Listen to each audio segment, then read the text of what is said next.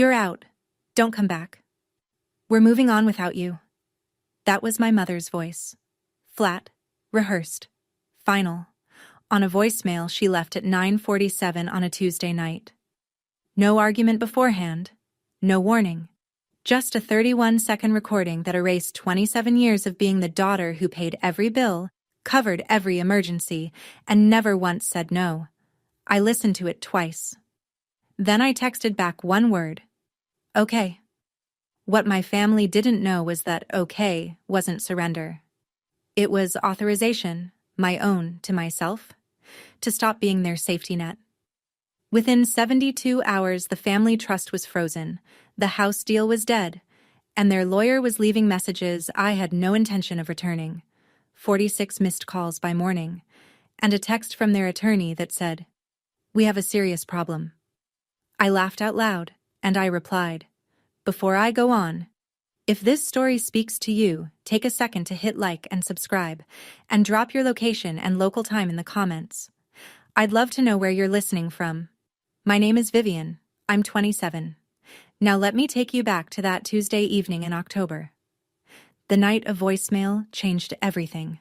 I was sitting cross-legged on my bed in a studio apartment in Philadelphia, laptop balanced on a pillow, finishing a risk assessment report for a client whose portfolio had more red flags than a parade. That was my job, spotting danger before it arrived. Ironic, I know. My phone buzzed on the nightstand. One missed call from Mom, then the voicemail notification. I almost didn't play it.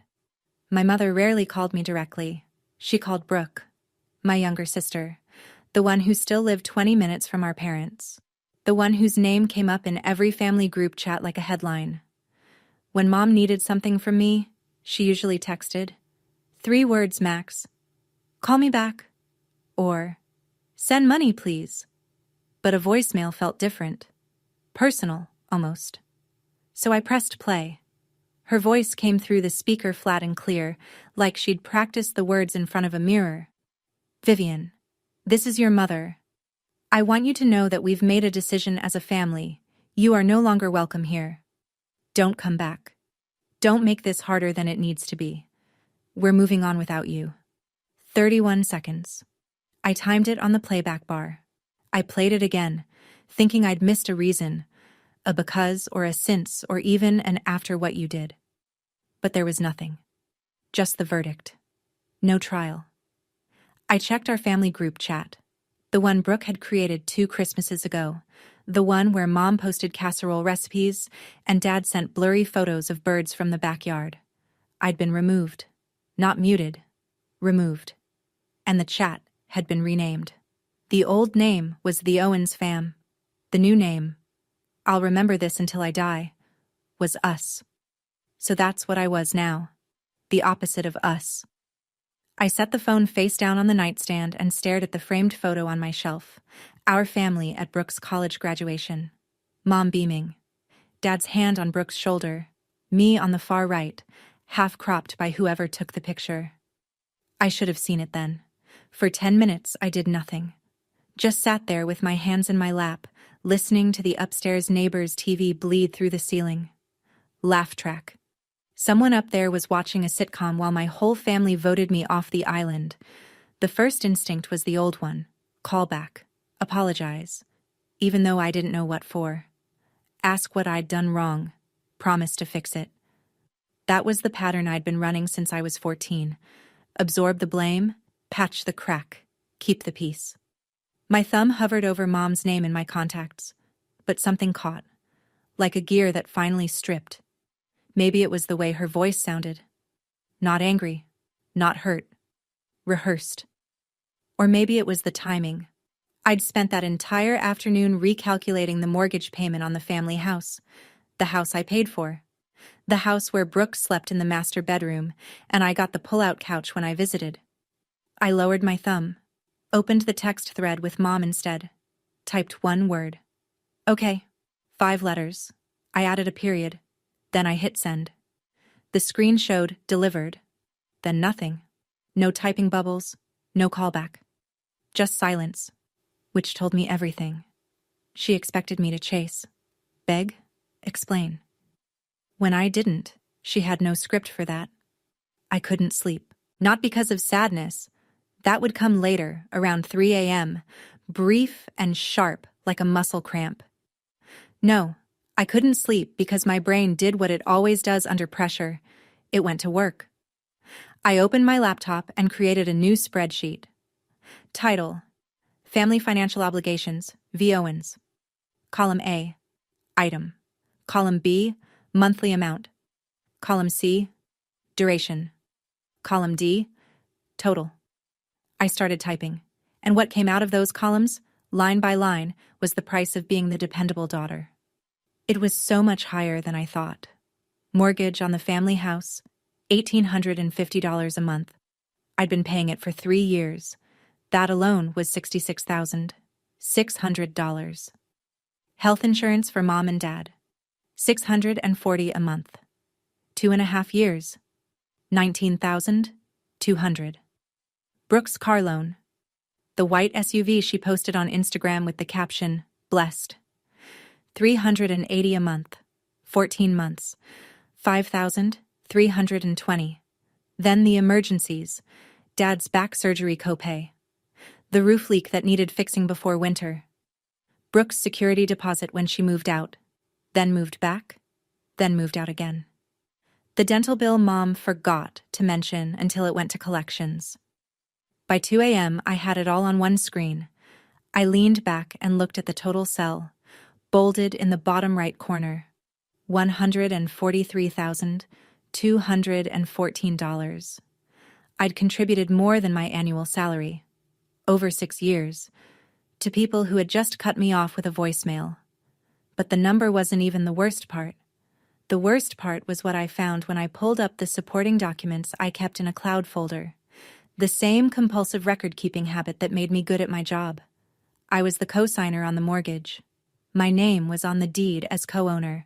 I was the sole trustee of my grandmother's trust fund, $86,000 she'd left for the family's education and medical needs, managed by me because Grandma said I was the only one she trusted with money. Every critical financial thread holding my family's life together ran through my name. They told me to leave, but they forgot I was the foundation. I hit print. The little desktop printer hummed to life in the dark apartment, spitting out page after page of receipts, statements, and contracts. I wasn't angry yet. That would come. For now, I was just awake. For the first time in years, fully awake. Morning came gray and cold. October in Philadelphia. The kind of sky that looks like a ceiling. I made coffee on autopilot, opened my laptop, and logged into the joint checking account. This was the household account I'd set up 2 years ago to streamline bill payments, mortgage, utilities, insurance, all pulling from one place. My money went in. Everyone else's expenses went out. The dashboard loaded and I noticed it immediately. The contact email on the account had been changed. My email, vivian.owens.fin@the-provider, had been swapped out. In its place, an email I recognized. Brooks. The change was time-stamped 2 days before the voicemail. 2 days before. I sat with that for a moment. Let it settle. My sister had changed the contact information on my financial account before my mother recorded that message. The voicemail wasn't an emotional outburst, it was a scheduled step. I kept digging. In my inbox, buried under work emails, I found a forwarded notification from the title company handling the house. Subject line: Beneficiary Amendment, Confirmation Pending. The form requested my removal from the property deed, effective upon approval. Submitted by Brooke Owens, listed as Authorized Family Representative. I had never authorized anyone to represent me. I had never agreed to be removed from anything. My coffee went cold on the desk. I didn't touch it. Here's what I understood now. Sitting in that gray morning light with my laptop glowing and my phone still face down from the night before, Brooke didn't want me out of the family. That was just the cover story. She wanted me off the paperwork, off the deed, off the trust, off every document that proved I'd built what they lived in. The voicemail was the distraction. The real theft was happening in the filing system. And there's one thing you need to know about me.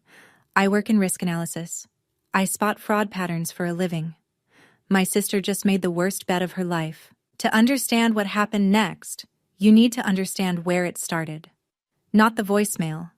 That was the ending. The beginning was quieter. The beginning was a kitchen. I was 14. Brooke was 10. Summer break had just started, and our parents sat us down at the dining table to explain the plan. Brooke would go to art camp. 4 weeks, $300. I would stay home and watch her during the mornings before camp started and after she got back. Cook lunch, do laundry, make sure the house didn't burn down while Mom and Dad worked. I asked if I could go to math camp. There was a program at the community college, free for students with qualifying grades. I qualified. Mom shook her head. Someone has to be here for your sister. But it's free, I said. Vivian, you're the older one. You understand. I understood.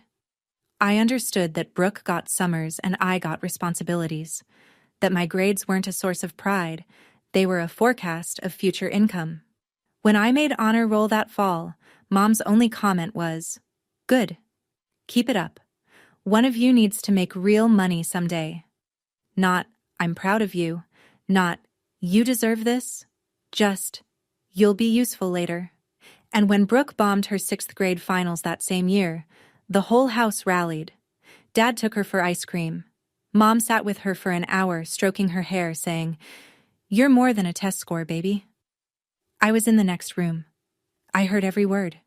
Nobody said anything like that to me. Not because I was failing, but because I never needed comfort. I was the strong one, the steady one, the one who could handle it. Mom told me that once, directly. Phone call, sophomore year of college. I'd mentioned feeling overwhelmed. She said, "You're the strong one, Vivian. Brooke needs me more." 7 words. I carried them like a brick in my chest for a decade. My first real paycheck arrived on a Friday in June, the summer after I graduated. 21 years old, student loans already accruing interest, starting salary at a mid-sized consulting firm that expected 60-hour weeks. I felt proud for about 4 hours. Mom called that evening. Dad had thrown out his back at work. Not workers' comp eligible because he was technically a subcontractor. Hospital bill, $2,000. Could I help? I sent it that night. Didn't hesitate. 3 weeks later, Brooke needed a security deposit for her first apartment, $1,200. She was 17, about to turn 18, heading to cosmetology school. I asked Mom carefully, "Does Brooke have any savings?" The silence on the other end was a weapon. Then, "She's your baby sister, Vivian. She's starting out. How can you even ask that?" I sent the $1,200. My own student debt, $38,000, sat untouched. No one asked about it. No one offered. It wasn't even a topic. The assumption was simple. Vivian's fine. Vivian handles things. Vivian doesn't need help because Vivian never asks for it. That first year out of school, I sent home close to $14,000, not in a lump sum, in cuts. A few hundred here, 1,000 there. Always urgent. Always. Just this once. Just this once became every month. They never said thank you. I don't mean they forgot once. I mean the words were never spoken. Not in text. Not on the phone. Not at Thanksgiving when I flew home on a budget airline and ate dinner at the table I'd financially rebuilt. My birthday that year? Mom forgot. She posted a throwback photo of Brooke on Facebook that same week. Brooke's birthday 2 months later? Party at the house. I was asked to order the cake and pay for it. The last month of that year, I ate ramen for 9 days straight because my checking account was empty. I didn't tell anyone. Because if I had, Mom would have said I was being dramatic, and I believed her. That's the part that hurts the most. 3 years before the voicemail, Mom called with what she described as a family opportunity.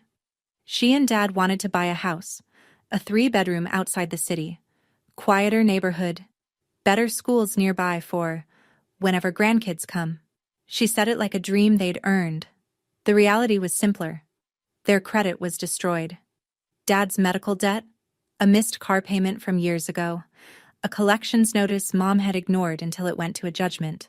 No lender would touch them. So Mom asked me, "Just co-sign, Vivian. Your credit is perfect. The house will be in my name, but you'll be on the loan and the deed. It's the family home. Someday it belongs to both of you girls." I said yes. I didn't hire a lawyer. I didn't ask for a written agreement beyond the mortgage paperwork itself. Because the voice in my head, the one Mom had installed, said, "Family doesn't need contracts. If you ask for one, you don't trust us. And if you don't trust us, you're not family." So I signed, co-signer on the mortgage, co-owner on the deed, though Mom was listed as the primary owner. And from that month forward, the $1,850 payment came out of my account like clockwork. Brooke moved in immediately, took the largest bedroom, decorated it, posted photos, home sweet home. When I visited, which wasn't often because I was working overtime to cover the payments, I slept on the pull-out sofa in the den. I paid for a house where I slept on a couch. About 6 months before the voicemail, I overheard something during a family call. Mom's voice in the background talking to Brooke. She didn't know I was still on the line. She said, "Once we refinance, we can pull some equity out. Don't worry about Vivian. I'll handle her." Handle me. Like a line item. Like a problem. I didn't say anything. I told myself I'd misheard, but my hands were shaking when I put the phone down, and the spreadsheet I'd been working on blurred in front of me. My grandmother, Mom's mother, died 4 years ago. Lung cancer, fast and cruel. She went from diagnosis to funeral in 11 weeks. But Grandma was sharp until the very end. 2 months before she passed, she updated her trust. $86,000, set aside for the family's education and medical expenses. And she named one trustee to manage it. Me. Not Mom. Not Brooke. Me. I remember the lawyer reading it out and Mom's face going still. She didn't argue. Not then. Not in front of the attorney. But later, in the car, she said, "Your grandmother didn't understand how things work. That money should be managed by the family, together." "I am the family, Mom." She didn't answer. The trust sat quietly for 3 years. Then Brooke came calling.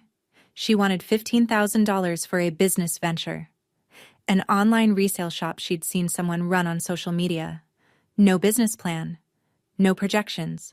Just vibes and a link to a wholesaler. I said no. Not to hurt her, because the trust terms were specific. Education, medical, not startup capital for an idea with no structure. Brooke cried. Of course she did. She called Mom. Mom called me. Your grandmother would have wanted to help Brooke. You're being controlling. I'm following the trust document, Mom. That's literally my legal job. Brooke didn't speak to me for 2 months after that, and during those 2 months, I found out from a cousin that Brooke had been telling the extended family I was hoarding Grandma's money and probably spending it on herself. I never corrected the record. I was too tired of fighting ghosts. But here's the part that mattered. The part I didn't realize would become a weapon. 2 months before the voicemail, Brooke called me, said she wanted to clear the air. Her voice was warm, almost sweet, sisterly in a way she hadn't been in years. We talked for 40 minutes, and at one point her guard dropped. Or maybe she just got careless, and she said it. Honestly, Viv, I just need you out of the trust and off the deed. Then everything gets simpler. For everyone. She said it like it was reasonable, like asking me to step aside from my own life was a favor I should want to do. What she didn't know, what she couldn't have known, was that I'd been recording the call. Not to trap her. I record important calls as a professional habit. My app flags any call over 10 minutes with a family contact and auto records with a disclosure tone at the start. Brooke either didn't hear it or didn't care. I saved that file in 3 places: cloud, USB, an email to myself with the subject line, just in case. Lying in bed that night, I kept circling back to one question. Why did Brooke need me gone so badly? We grew up in the same house. I made her lunch when Mom worked late. I co-signed her first car. and somehow I became the enemy in a story she wrote without telling me. I still don't fully understand it. Maybe you do. If you've ever been the reliable one who got repaid with betrayal, why do you think they do it? Drop your take in the comments. Wednesday morning, 2 days after the voicemail. I walked into the office looking like I'd slept inside a paper shredder. Marcus Webb noticed before I reached my desk. He was senior to me by 7 years, a CPA with a calm voice and the kind of steady presence that made clients feel safe handing over their ugliest numbers. We'd worked on a dozen audits together. He was not the type to pry. But that morning, he pried. I'd gone to the break room for coffee, and when I came back, Marcus was standing near my desk. Not sitting, standing, like something had stopped him mid-step. My laptop screen was still open. The spreadsheet was still up. Family Financial Obligations, V. Owens. The total was bolded at the bottom. He looked at me, then at the screen, then back at me. Viv. His voice was low. I don't want to overstep. But that spreadsheet? Is that money you're owed or money you gave away? I could have lied. Could have said it was a client file, a mock-up, a template. But I was running on 4 hours of sleep and the fumes of a decade's worth of being fine, and something in the way Marcus asked, direct, no judgment, no filler, cracked the seal. I told him, not everything, just the outline, voicemail, removed from the group chat, the house, the trust, the number. Marcus didn't react the way most people do. He didn't gasp or shake his head or say, "That's terrible." He went quiet. And when Marcus goes quiet, it means he's calculating. 10 seconds passed. Then he said something that rearranged the furniture in my head. "Vivian, I've been where you are. Different details, same architecture. My father pulled something similar when I was 29, and the thing I wish someone had told me sooner is this. You don't need to call them back. You need to call a lawyer." He wrote a name on a sticky note and slid it across my desk. Janet Aldridge, real estate and trust attorney, a Philadelphia number. I looked at the sticky note, then at Marcus. She's good? She's the one who kept me from losing my house. I put the note in my wallet. It stayed there for exactly 7 hours, the time it took for me to find what I found next. That evening, I sat down with every document I had and went through them the way I'd go through a client's portfolio, line by line, looking for what didn't match. I pulled up the email from the title company again, the one requesting my removal from the deed. I'd noticed it that first morning but hadn't looked closely at the attachment. Now I opened it. The form was standard. A beneficiary amendment request. At the bottom, 2 signature lines. One for Donna Owens, primary owner. One for Vivian Owens, co-owner. Both lines were signed. I zoomed in on my signature, and my stomach went cold. It was close. Someone had studied my handwriting. The slant was right, the size was right, even the little tail I leave on the N in Vivian was there. But the O in Owens was wrong. I write my capital O with an open loop, a habit from years of signing financial documents quickly. This O was closed, sealed shut. A small thing, the kind of thing only I would notice. But I noticed. Someone had forged my signature to remove me from the deed of a property I'd paid over $66,000 toward. I checked the submission details on the form, submitted electronically by Brooke Owens, authorized family representative. Submission date: 3 days before the voicemail. 3 days before. I sat back in my chair and let the timeline build itself. First, Brooke submits the forged document to remove me from the deed. Then, she changes the contact email on the joint account. Then, only then, Mom sends the voicemail. This wasn't a family falling apart in the heat of the moment. This was a sequence, a plan. Step 1, Step 2, Step 3. My removal from the paperwork first, then my removal from the family, so I wouldn't be looking at the documents while they pushed me out the door. My sister didn't just betray me, she ran a project plan. And in my line of work, a project plan leaves a trail. I called Janet Aldridge the next morning. Her assistant put me through in under 3 minutes once I mentioned the words forged signature and pending title amendment. Janet's office was in a converted brownstone near Rittenhouse Square, bookshelves floor to ceiling, a glass desk that reflected the overhead lights, and a chair so firm it seemed designed to keep clients focused. She offered me water. I declined. I didn't want to be comfortable. I wanted answers. I placed the folder on her desk. Everything. Mortgage contract, deed, the forged amendment form with both signatures, the email from the title company, the spreadsheet, $143,000, itemized, and the bank notification showing Brooke had changed the contact email on the joint account. Janet went through each page the way a surgeon reads a scan. Slowly, no expression, glasses halfway down her nose. She laid the forged signature next to my real one from the original mortgage contract and studied the two side by side. Then she took off her glasses and looked at me. "Miss Owens, you have 2 problems and 1 advantage." She tapped the forged form. "Problem 1. Someone committed fraud using your identity. The signature discrepancy alone could support a forgery claim." She tapped the title company email. "Problem 2. A refinance is pending on a property you co-own, without your knowledge or consent." "Both are serious." She paused. "Your advantage is straightforward. You're the co-signer. You're the co-owner. You're the sole trustee of a family trust. Nothing, not the refinance, not the title change, not a single dollar from that trust, moves without your actual signature. And your actual signature is the one thing they couldn't get." I sat with that for a moment, then asked the question that had been building since Tuesday night. What happens if I just stop?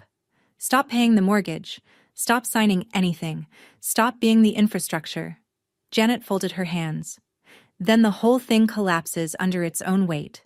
The bank issues a notice, the refinance dies, the trust stays locked. All of it. Every financial arrangement they depend on stalls until you decide otherwise. She let that land. Then added, almost gently, "There's one more thing you should know. A forged signature on a deed amendment isn't just a civil matter. In Pennsylvania, that can be charged as a felony. I'm not saying you need to go there, but you should know you could." My chair suddenly felt a lot less uncomfortable. That night, back in my apartment, I opened the recording app on my phone. I hadn't listened to Brooke's call since the night it happened 2 months ago. At the time, I'd filed it under annoying but harmless. Just Brooke being Brooke, trying to get what she wanted with a soft voice and a sideways ask. Now, with everything I knew, it sounded completely different. I put my earbuds in and hit play. Brooke's voice filled my head, warm and casual, the way she gets when she wants something but hasn't asked for it yet. "I'm just saying, Viv, you're so busy all the time. You've got your career, your apartment, your whole life up there. Wouldn't it be easier if you just stepped back a little? Let Mom handle the trust stuff. And the house, honestly, if your name wasn't on it, you wouldn't have to worry about the payments anymore. That'd be a relief, right?" I remembered thinking at the time that she was being clumsy but not malicious. Just Brooke, trying to simplify her world. Then came the line. Minute 32 of the recording. "I just need you out of the trust and off the deed. Then everything gets simpler. For everyone." I paused it, rewound, played it again. "I just need you out of the trust and off the deed. Need, not want, not, it might be nice if, need." She'd told me exactly what she was going to do. She'd said it out loud into a phone that was recording. After an app disclosure tone she either ignored or didn't hear. And then, when I didn't volunteer to disappear, she forged my name and had Mom deliver the eviction notice disguised as a family decision. I saved the file again. Cloud, USB, email to myself. 3 copies. Because in my family, the truth has a habit of going missing. I didn't know yet when I'd use it, or how, but I knew this. That recording was the one card Brooke didn't know I held, and I was going to wait for exactly the right table to play it on. Friday afternoon, Janet's office. I sat across from her with a legal pad I'd filled on both sides. She had a matching one. "Let's walk through this," she said, "step by step.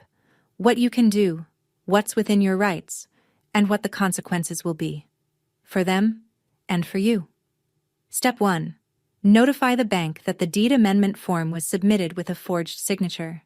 Janet would send a formal letter with supporting evidence. My real signature from the original mortgage versus the fake on the amendment. The bank would be legally required to freeze the refinance transaction pending investigation. Step 2. As sole trustee of Grandma's trust, I had full authority to freeze all distributions. No court order needed. No approval from any family member. One signature from me, one phone call to the trust management institution, and $86,000 goes into lockdown. Step 3. Stop the automatic mortgage payments. I was the co-signer, not the primary borrower. Donna was the primary. If I stopped paying, the obligation reverted entirely to her, and her credit score couldn't support the loan on its own. The bank would issue a formal notice within 30 days. If she couldn't catch up or refinance independently, the foreclosure clock would start. Step 4. Janet sends a cease and desist letter on my behalf, notifying the family that I was withdrawing from all shared financial obligations effective immediately. I listened to each step, nodded at each one, then asked the question my gut wouldn't let go. "If they lose the house..." Janet didn't blink. "Vivian, they told you to leave. You're leaving. You're not taking the house from them. You're removing yourself from a loan they can't service without you. If that causes a collapse, the structure was never sound." I picked up the pen and signed the authorization letter. The pen felt heavier than it should have. Not because I doubted the decision. Because I knew. Once that ink dried, there was no undoing it. No quiet resolution, no late-night phone call that puts everything back in the drawer. This was the sound of a bridge I didn't burn. I just stopped being the bridge. Monday morning. I drove to the bank that managed Grandma's trust during my lunch break. The branch was quiet. A few customers at the teller windows, soft music I couldn't name, the hum of fluorescent lights. I sat down with a trust officer named Dan, a pleasant man with a blue tie and a pen. He clicked nervously when he talked. I presented my trustee documentation, photo ID, the original trust instrument, a letter from Janet confirming my legal standing. Dan reviewed it all, clicking his pen exactly 14 times. Then he looked up. "Miss Owens, you are the sole trustee on this account. No other signatories, no co-trustees, no secondary beneficiaries with withdrawal authority." Click. "What would you like to do?" "I'd like to place a full freeze on all distributions from this trust, effective immediately. No withdrawals, no transfers, no disbursements until I authorize them in writing." He blinked. "Any particular reason?" "I have concerns about potential unauthorized access. I'd like to conduct a review of all activity before allowing any further movement." That was language he understood. He typed for 2 minutes, printed a form, slid it across the desk. I signed it. $86,000. Locked. Dan said, "You'll receive a confirmation email within the hour. No one else will be able to access these funds without your written authorization and a notarized release." "Thank you, Dan." I walked out into the October sun. The air was sharp. Leaves were turning. I stood on the sidewalk for a moment and felt something I didn't expect. Not triumph, not satisfaction. Lightness. Like setting down a suitcase I hadn't realized I'd been carrying through every doorway for 4 years. This was step 1. The trust was secure. Grandma's money was safe. But the real earthquake was still coming, because when Brooke tried to access that account, and she would try, I was sure of it, she'd hit a wall she couldn't charm, cry, or forge her way through. And that wall would have my name on it. Tuesday, Janet's paralegal sent 3 emails before noon. The first went to the mortgage lender. A formal notice of signature fraud on the deed amendment form, accompanied by a side-by-side comparison of my real signature and the forged one, plus my sworn affidavit confirming I had never authorized the change. Janet's letter requested an immediate hold on all pending transactions related to the property until the bank completed its internal review. The second email went to the same lender, notifying them that I, as co-signer, was terminating my automatic payment authorization effective the next billing cycle. The letter cited my legal right to cease voluntary payments on a loan where the primary borrower, Donna Owens, had initiated unauthorized modifications without my consent. The third email went directly to the Owens family, care of whatever email address Donna had on file, as a formal cease and desist. It stated, in clean legal language, that Vivian Owens was withdrawing from all shared financial obligations, that no further payments would be made on the mortgage, insurance, or any other joint expense, and that all future communications should be directed to Janet Aldridge, attorney at law. 3 emails, 12 attachments between them. 3 clicks of the send button. By 4 p.m. that afternoon, the mortgage lender had responded. The refinance transaction was frozen, pending a fraud investigation. The deed amendment was flagged. No changes to the property title would be processed until further notice. I sat in my car in the parking garage after work. Engine off, hands on the wheel. They were shaking, not from fear, from the strange vertigo of doing something irreversible. In 48 to 72 hours, those letters would land. Mom would find out the mortgage payment didn't come. The refinance was dead. The trust was locked. The insurance cancellation notice would arrive within 30 days. Every single safety net I'd built under them, every invisible thread of money and signatures and reliability, was gone. Not cut. Just released. The way you let go of a rope when the person on the other end tells you they don't need you anymore. I turned the key, pulled out of the garage, drove home through Philadelphia traffic with the windows down, cold air filling the car, and waited for my phone to start ringing. It wouldn't take long. It took exactly 51 hours. I was at my desk Thursday morning reviewing a client's exposure report when my phone started buzzing. Not the polite single vibration of a text, the long, insistent pulse of a call. Then another. Then another. I didn't look right away. Finished my paragraph. Saved the file. Then flipped the phone over. 19 missed calls from Mom, 8 from Dad, 14 from Brooke, 5 from a number I didn't recognize, 46 total. The texts were stacked like bricks. Mom. Vivian, call me right now. Mom. This is not a game. Mom. Something happened with the bank and you need to fix this. Brooke. Viv, what did you do? Brooke. The refinance is frozen. They said your lawyer sent something. Brooke. Call me, now. Dad. Honey, please call back. Your mother is very upset. Dad. We need to talk about the house situation. And then, the one that made me set my coffee down and read it twice. An email from the unknown number. Professional letterhead. Gregory Pratt, attorney at law, representing Donna Owens. Dear Ms. Owens, I represent your mother, Donna Owens, regarding the residential property at address. It has come to our attention that several financial actions have been taken that directly impact our clients' interests. We would like to arrange an immediate conversation to discuss resolution. Please respond at your earliest convenience. And at the bottom, almost an afterthought, we have a serious problem. I read it one more time, then I leaned back in my chair, and I laughed. Not a bitter laugh, not a villain laugh. Just the startled, involuntary sound of a woman who'd spent 6 years answering every phone call on the first ring, and who had just watched 46 calls go to voicemail. 46. That number keeps playing in my head because I remember thinking, that's roughly 1 for every $3,000 I gave them. Funny how fast we're moving on without you becomes, call us back immediately. I picked up my phone, opened the email from Gregory Pratt, and forwarded it to Janet. Then typed one line in the body of the forward. Let's schedule the meeting. Brooke didn't wait for the meeting. She never was patient.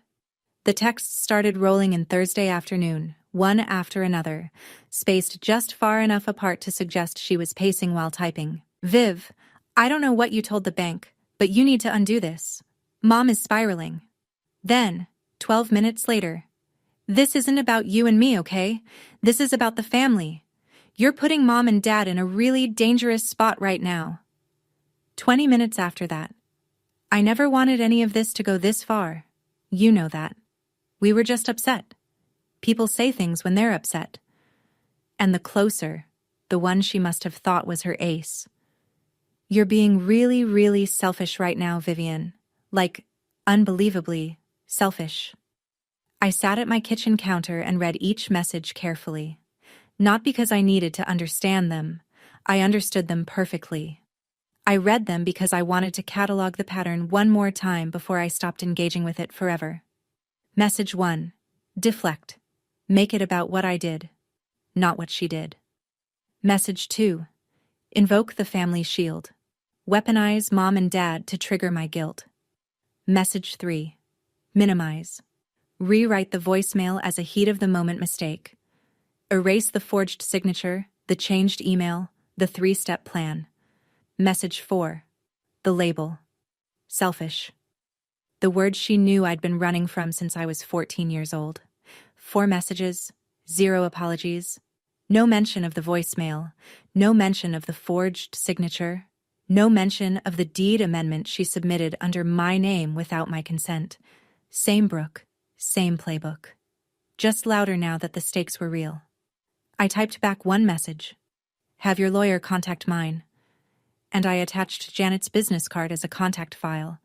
30 seconds of silence, then 3 gray dots appeared. Disappeared. Appeared again. Are you serious right now? I closed the app, set the phone on the counter, screen down. Then, one last message from Brooke. I saw it in my notification banner before I silenced the thread. Fine, but don't blame me for what happens next. I almost smiled, because that sentence, "Don't blame me for what happens next," was the most honest thing Brooke had said in years. She was already planning her next move, and she wanted cover in advance. The difference now was that I was planning too, and my plans came with documentation. Friday evening. I was making dinner. Pasta, nothing fancy, something to do with my hands. When my phone rang. Dad's number. I picked up because the last time Dad called twice in 1 week was when he went to the ER. Muscle memory. The responsible daughter answering the responsible phone call, but it wasn't Dad. Vivian Marie Owens. Mom's voice. Full name. The tone she uses when she wants you to feel 11 years old again. I don't know what has gotten into you, but you are destroying this family. Your father hasn't slept in 3 days. The bank sent a letter about the mortgage. The insurance company says our coverage is ending. And now Brooke tells me you're hiding behind a lawyer like we're strangers? I turned the burner down to low. Mom, you sent me a voicemail telling me not to come back. I'm doing what you asked. That was because I was upset. You know how I get. But this, freezing accounts, stopping payments, this is you being vindictive on purpose. I stopped paying for things that aren't mine anymore. You told me I'm not family. If I'm not family, I'm not financially responsible for the family. Silence. 2 beats. 3. Then, after everything I sacrificed for you, after all the years I poured into raising you, this is how you repay me. There it was. The script. The same guilt trip that had kept me writing checks for 6 years. I sacrifice, you owe. The eternal family ledger where my side was always in the red. Mom, I'm not repaying anything. I'm done paying. There's a difference. Her breath went sharp. You will regret this, Vivian. I'm telling you. You will look back on this moment and be ashamed. Maybe. But if I'm ashamed, it'll be for my own reasons. Not because you told me to be. I hung up. Set the phone down next to the stove. My hands were trembling. The pasta water was boiling over, hissing on the burner. I wasn't crying. Or, if I was, it wasn't from guilt. It was from the kind of grief that comes when you realize the person you keep hoping your mother will become doesn't exist. Never did. And no amount of mortgage payments was ever going to build her. I turned the burner off. I wasn't hungry anymore. But I noticed something, standing in that quiet kitchen with the steam curling around me. Donna hadn't mentioned the forged signature. Not once. Either she didn't know what Brooke had done, or she knew and decided it didn't matter. I wasn't sure which was worse. Saturday morning. My phone became a bulletin board of people I hadn't spoken to in months. Aunt Helen, Mom's younger sister, texted first. "Honey, your mother is beside herself. Whatever this disagreement is, can't you just talk it out? She says you're trying to take the house." Then Uncle Robert, Dad's side. "Heard some things through the grapevine. You know family comes first, right? Don't let money ruin what matters." Then a cousin I'd met exactly twice. "Hey, Vivian. Not sure what's going on, but Brooke seems really hurt. Just wanted to say you should probably call your mom." One after another. All morning. All with the same invisible fingerprints. I opened Facebook. I hadn't posted anything in weeks, but I had a feeling. And there it was. Brooke's latest status update, posted at 11 p.m. the night before.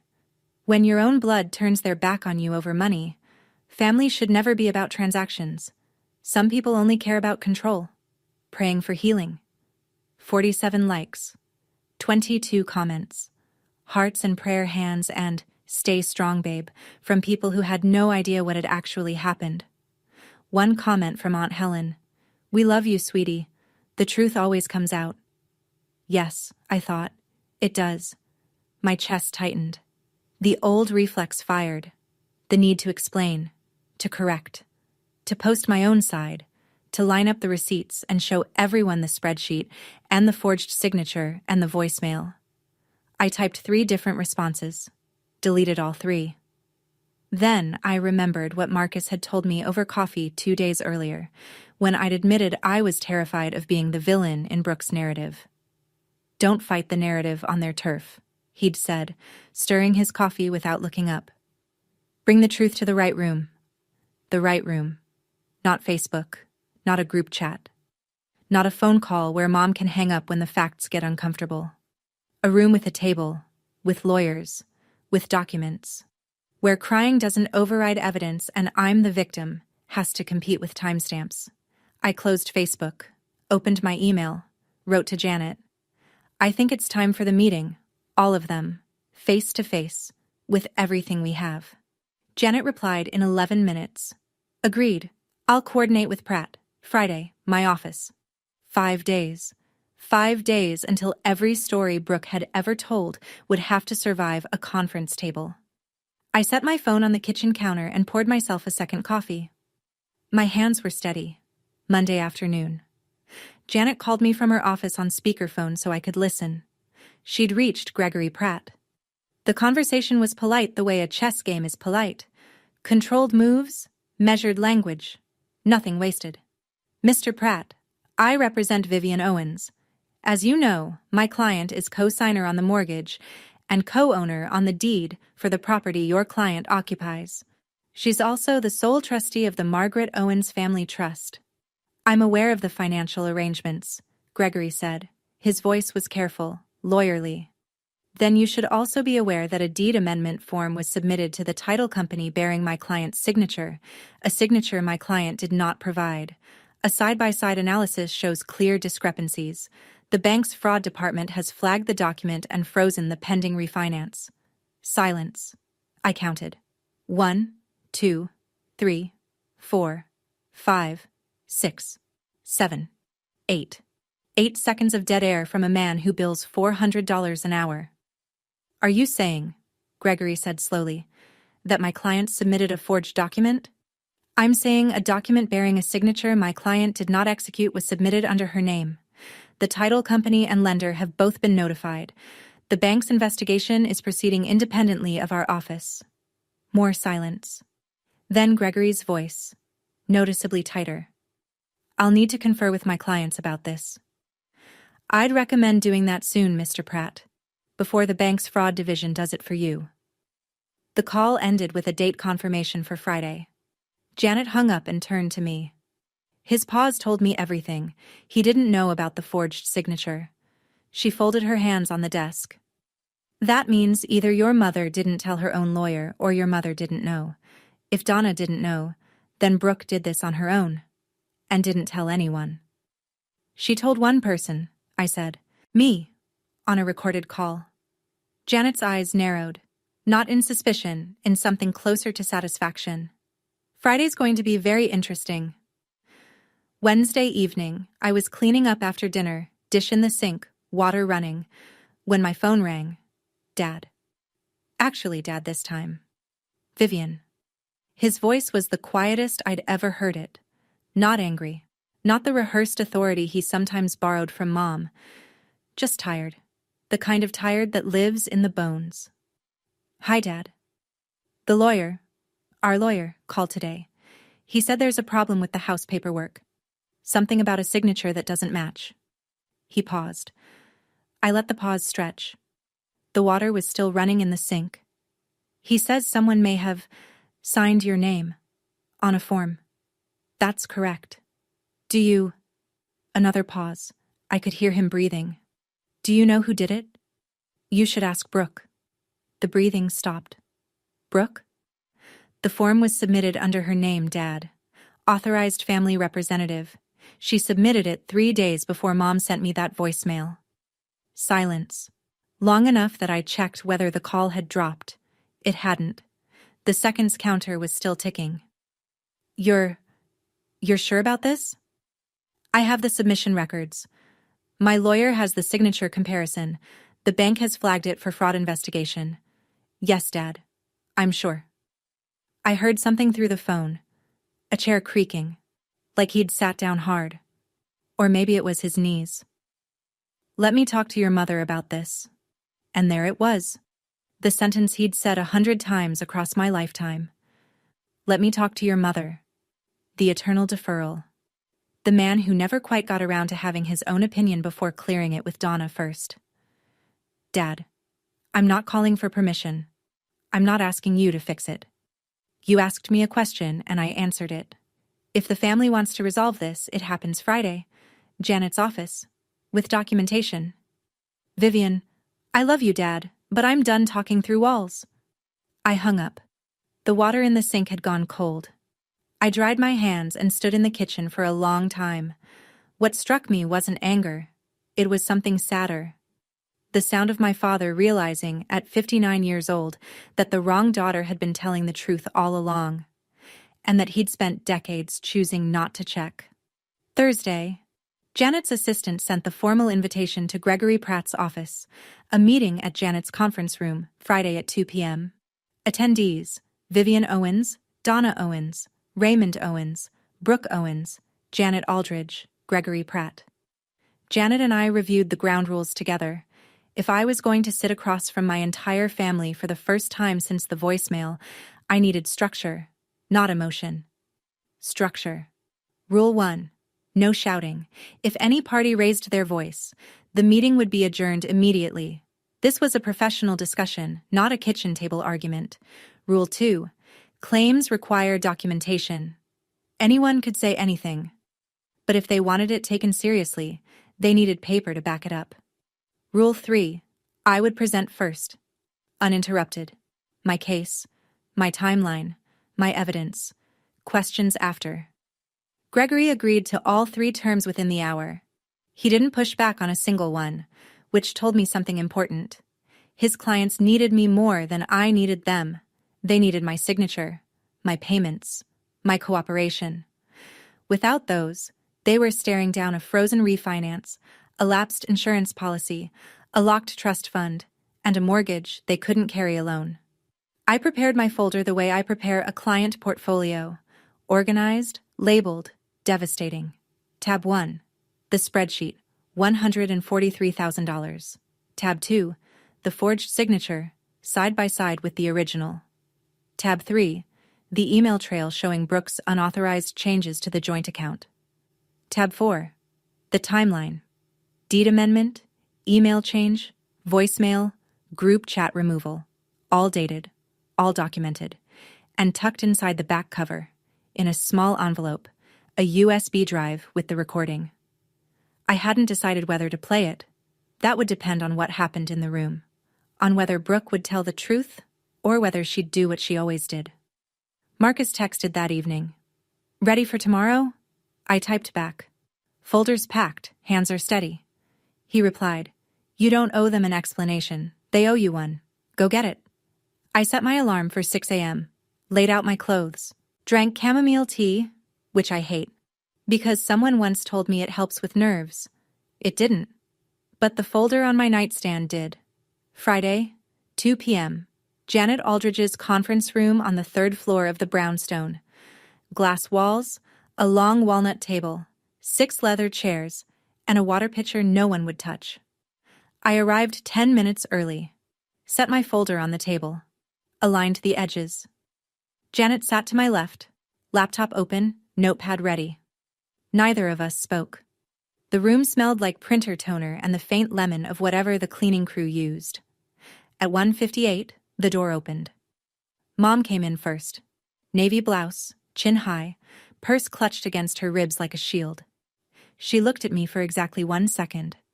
Not at my face, but at my folder. Then sat in the far chair without a word. Dad followed. Gray polo, hands in his pockets. He glanced at me, and something crossed his face. Not quite guilt, not quite shame, something in between that didn't have a name. He sat next to Mom and folded his hands on the table. Then Brooke. She walked in last, which was deliberate. She wore a soft pink cardigan over a white shirt. Her eyes were red-rimmed, recently rubbed, maybe actually teary, maybe not. Her lower lip was doing the slight quiver she'd been perfecting since elementary school. She pulled her chair close to Mom's and reached for Mom's hand under the table. The performance was flawless. If you didn't know the script, you'd think she was the victim in this room. Gregory Pratt entered behind her. Gray suit. Firm handshake with Janet. A brief nod to me. He sat at the end of the table equidistant from both sides, which was technically neutral and practically useless. Janet opened. Thank you all for being here. This meeting exists to address the financial and legal issues that have arisen in recent weeks. Miss Owens will present first, as agreed by both counsels. She will not be interrupted. I opened the folder, looked up, made eye contact with my mother for the first time since a voicemail tried to erase me from the family. I'll start, I said, with a number. I slid the spreadsheet to the center of the table. 5 copies. 1 for each person, 1 for the record. $143,214. I let the number sit in the air. No one moved. That's what I've contributed to this family over the past 6 years. Mortgage payments on this property, $66,600. Health insurance for Mom and Dad, $19,200.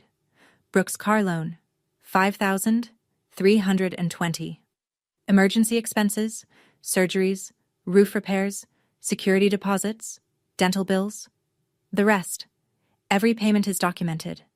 Dates, amounts, account records. It's all on this sheet. Mom's eyes moved down the page. I watched her scan each line, the way you watch someone read a medical report they weren't expecting. This is what I gave, I said. Not as a loan, not under contract. Just because I was asked, and because I believed that's what family meant. Mom opened her mouth. Janet raised one finger, calm, firm. Mrs. Owens, you'll have your turn. I pulled the second document from the folder. 2 sheets, side by side. I placed them flat on the table and turned them so everyone could read. On the left, my signature from the original mortgage contract, dated 3 years ago. On the right, a signature submitted on a deed amendment form requesting my removal from the property title. I paused. I did not sign this form. I did not authorize it. I did not know it existed until I discovered it in my email after being removed from this family by voicemail. Gregory Pratt leaned forward, studying the 2 signatures. His jaw tightened. The form was submitted electronically, I continued, by Brooke Owens, listed as Authorized Family Representative. 3 days before the voicemail. The room shifted. Not a sound. More like a barometric change. Dad's hand moved to his forehead. Gregory sat back in his chair, slowly. Brooke's grip on Mom's hand tightened. And Mom looked at the signatures, then at me. Then, for the first time since she walked into this room, at Brooke. What is this? She said. Someone forged my signature, I said, to steal my share of a house I paid for. I didn't say who. I didn't have to. Every eye in the room had already turned. Brooke let go of Mom's hand. That's insane. I didn't forge anything. Her voice climbed. Vivian is doing what she always does. She's manipulating the situation. She's making herself the victim because she can't handle that I didn't raise my voice. I didn't need to. Brooke. One word, flat, quiet. It cut through her sentence like a blade through paper. Before you finish that thought, I want you to hear something. I reached into the back cover of the folder, pulled out the small envelope, and removed the USB drive. Janet's laptop was already connected to a speaker on the table. I plugged it in, found the file, and hovered the cursor over the play button. This is a recording of a phone call between you and me, 2 months before the voicemail. The call was disclosed at the start. My app plays an audible notification tone. If you'd like to dispute its authenticity, Mr. Pratt can have it verified. Brooke's face went white. Not red. White. The kind of white that happens when blood retreats from the surface. I clicked play. The room filled with Brooke's voice. Warm, casual, coaxing. I just need you out of the trust and off the deed. Then everything gets simpler. For everyone. The recording ended. No one moved. I looked at Donna. She was staring at the speaker like it had physically struck her. Her lips were slightly parted. No words. I looked at Dad. His eyes were closed. His hand was still on his forehead. I looked at Gregory Pratt. He had placed his pen on the table and folded his hands, the universal posture of a lawyer recalculating his position. And I looked at Brooke. She was looking at Mom, searching for the lifeline that had always been there. The immediate defense. She didn't mean it. The instant redirect of blame onto me. Mom didn't look back. 15 seconds of silence. I counted them the way you count the seconds between lightning and thunder, waiting to learn how close the strike was. It was the loudest my family had ever been. Then Brooke broke. That's out of context. I didn't mean it like that. I was just talking. Just saying things. People say things. Janet's voice was steady as a scalpel. The recording is timestamped 2 months before a forged document bearing Ms. Owens's signature was submitted to remove her from the deed. The context, I'd say, is remarkably clear. Brooke turned to Mom again. Her lip trembled. Real this time. Or maybe not. I couldn't tell anymore. Mom, you believe me, right? She's twisting everything. She always does this. Donna Owens did not look at her younger daughter. She was staring at the spreadsheet. At the column labeled total, at the number at the bottom that represented 6 years of her eldest daughter's life, converted to dollars and cents, paid without a single thank you. She said nothing. And in that silence, in that precise, devastating silence, something shifted in the room that could never be shifted back. I closed the folder. Slowly. The sound of the cover meeting the back page was the only noise in the room. Donna turned to me. Her voice was different now, smaller. Vivian, I didn't know about the signature. I swear to you, I didn't know. I believe you didn't know about the signature, Mom. She exhaled. But you knew when you recorded that voicemail. You knew when you removed me from the group chat. You knew every time Brooke told you a story about me, and you never once called to ask if it was true. You chose a version that was comfortable, and I paid the price for it. In dollars, in years, in every holiday where I sat at the far end of the table and told myself it was fine. Donna's chin dropped. Not a nod. More like something inside her gave way by a fraction. I stood up. Here's what happens now. I kept my voice even. Professional. The way I deliver a risk assessment to a client when the numbers are bad and there's no soft way to say it. The trust will be transferred to a professional management firm. I'm stepping down as trustee, but the terms Grandma set will be enforced. Education and medical only, no exceptions. I looked at the table. I'm withdrawing as co-signer on the mortgage. You have 60 days to find alternative financing or make a decision about the property. I will not make another payment. I looked at Gregory Pratt. Regarding the forged signature, I won't be filing a criminal complaint this time, but every document, every recording, every communication has been preserved and is held by my attorney. I looked at Brooke. She was staring at the table, cardigan pulled tight around her. The red-eyed performance finally collapsed into something real, or at least, something closer to it. Brooke, I don't hate you, but I don't trust you, and I don't have to. I picked up my folder, nodded once to Janet, walked to the door. Dad's voice, cracked and low. Vivian. I paused with my hand on the handle, didn't turn around. 60 days, Dad. Use them well. The door clicked shut behind me. My heels echoed down the hallway, steady even, unhurried. I didn't look back.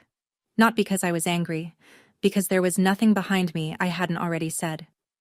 Walking to my car afterward, I wondered if I should have handled it differently, been softer, given them more time, tried one more phone call before pulling everything. Part of me still wanted to believe a conversation could have fixed this, but every conversation for 6 years had ended the same way. Me apologizing for someone else's lie. Would you have given them another chance? Or would you have walked out of that room the same way I did? Tell me. I genuinely want to know. 72 hours after the meeting, the pieces fell exactly where gravity said they would. The house. Without me as co-signer, the family's refinance was permanently dead. The bank sent a formal notice. Donna Owens had 90 days to either resume full mortgage payments on her own, secure a new co-signer with qualifying credit, or face the beginning of foreclosure proceedings. Donna's credit score couldn't carry the loan solo. Not even close. The trust. Transferred to a licensed fiduciary firm in Philadelphia within 1 week of the meeting. Every dollar accounted for. Every withdrawal now subject to third-party review against Grandma's original terms. Brooke couldn't charm, cry, or forge her way to a cent of it. The insurance. My cancellation notice took effect on the 30-day mark. Mom and Dad's health coverage lapsed on a Wednesday. By Thursday, Donna was on the phone with the marketplace, learning for the first time what insurance costs when someone else isn't paying for it. Nearly double what I'd been covering. The lawyer, Gregory Pratt, formally withdrew from representing the Owens family 10 days after the meeting. His letter to Donna cited irreconcilable factual discrepancies, polished legal language for "your daughter committed fraud and you didn't tell me." They were now without counsel, and the social narrative, the one Brooke had built so carefully on Facebook, began to crack. Aunt Helen called Mom after the meeting and asked pointed questions. A cousin on Dad's side texted me directly. "I heard there were forged documents. Is that true?" I didn't respond. I didn't need to. The facts were doing their own press tour. None of this was revenge. I want to be clear about that. I didn't engineer a collapse.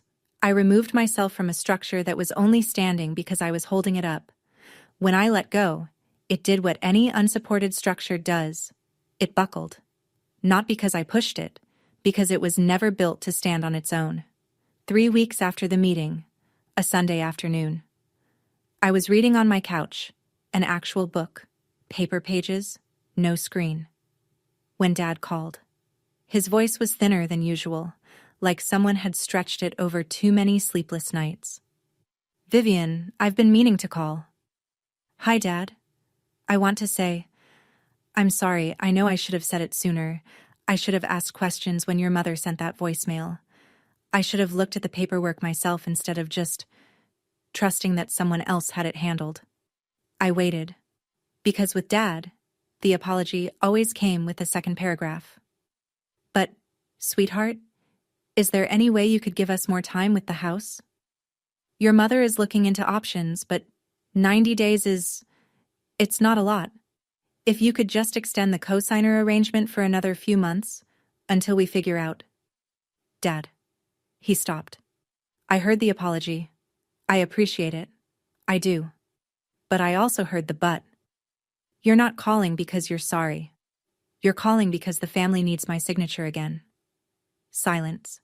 Then quietly, "Both, Vivian. It's both. Maybe it is, but the answer is the same. The 60 days I gave at the meeting are still in effect. Nothing changes. Your mother is terrified of losing the house. Then Mom should talk to a financial advisor, not to me. More silence. Then the thing that hit hardest. Not his words, but the sound of his exhale. Long, deflated. The sigh of a man who knows he's asking the wrong daughter to fix a problem the other daughter caused but lacks the spine to say it out loud. I understand, he said finally. Dad? Yeah. I love you. That hasn't changed, but love doesn't mean I light myself on fire to keep someone else warm, not anymore. He hung up without saying goodbye. Just a click, and then nothing. The same abrupt silence that had been his answer to every hard question my entire life. I set the book down, stared at the ceiling. He'd apologized and asked for a favor in the same breath. And the worst part was that I think he genuinely meant both. The sorry and the ask. He just didn't understand that one cancels out the other. Or maybe he did. And that was the saddest part of all. 3 months later. The leaves were gone. First frost had come and gone. Philadelphia was doing what Philadelphia does in January. Cold, gray, stubbornly alive. I was sitting in a coffee shop near my office on a Saturday morning, laptop open but idle, watching people through the window. A normal Saturday. Unremarkable. And that was the point. For the first time in my adult life, unremarkable felt like a luxury. The mortgage money, $1,850 a month, was going into my savings account now. I had an emergency fund for the first time ever. I was paying down my student loans ahead of schedule. I'd booked a flight to Portland for a long weekend in February, just because I wanted to see the ocean. I'd never booked a trip just because I wanted to before. Brooke and I hadn't spoken since the meeting. Not a text. Not a voicemail. Not even a like on a photo. Complete silence. I checked her Facebook once, out of habit. She'd posted a new status. Starting over. No context, no mention of me or the house or any of it. Just the curated version of her life, sanitized for an audience that didn't know the backstory. I scrolled past it and felt nothing. And that nothing, that clean, quiet emptiness where guilt used to live, was the closest thing to freedom I'd ever known. Mom called once, about a month after the meeting. Her voice was different. Not warm exactly, but the sharp edges had been sanded down. She asked how I was. I said fine. She said okay. The call lasted 90 seconds. She didn't guilt-trip me. She didn't ask for money. She didn't mention Brooke. It wasn't healing. It was a ceasefire. And for now, that was enough. Dad texted on my birthday. 3 words. Happy birthday, Vivian. First time in years. No exclamation point. No emoji. Just my name and an acknowledgement that I existed. It was the smallest possible gesture, but it was his. The house sold 6 weeks after the meeting. Donna listed it when it became clear no one would co-sign a new loan. I signed the paperwork to release my name from the deed. The real paperwork, this time, with my actual signature. I didn't take any proceeds from the sale. The deed listed Donna as primary owner and the equity was hers. I'd already calculated the loss. $66,000 in mortgage payments toward a house I never lived in. I wrote it off. Not on my taxes, but in my head. A tuition payment for the most expensive lesson I ever learned. Marcus met me for coffee that afternoon. He slid into the seat across from me, took one look at my face, and said, "How do you feel?" I thought about it. Really thought. "Lighter," I said. Like I put down something I didn't realize I was carrying. He nodded. Didn't say anything else. He didn't need to. For the first time in 6 years, every dollar I earned was mine. Not mine to give away. Not mine to sacrifice. Not mine to use as proof that I deserved a seat at a table I was already paying for. Just mine. Quietly, unremarkably, beautifully mine. I'm not telling you this story so you'll hate my family. I'm telling you because somewhere out there, right now, someone is sitting with their phone in their hand, staring at a transfer confirmation for money they can't afford to send to someone who has never once said thank you. And they're telling themselves the same thing I told myself for 6 years. It's fine. They're family. This is what family does. Brooke isn't a monster. She's a person who learned, very young, that lying gets rewarded and crying unlocks doors. Nobody ever made her stop. Nobody ever showed her a consequence that stuck, until the consequence wore my name and came with a lawyer. Mom isn't evil. She's a woman who built her identity around control, around being the center of a family that obeyed a script she wrote. When I stopped following the script, she didn't know how to respond with anything other than force. That voicemail wasn't cruelty. It was panic disguised as authority. Dad isn't a villain. He's a man who spent his whole life choosing silence over confrontation, and one day realized that silence has a price too. He's still learning that. I think he might get there. I hope he does. And me?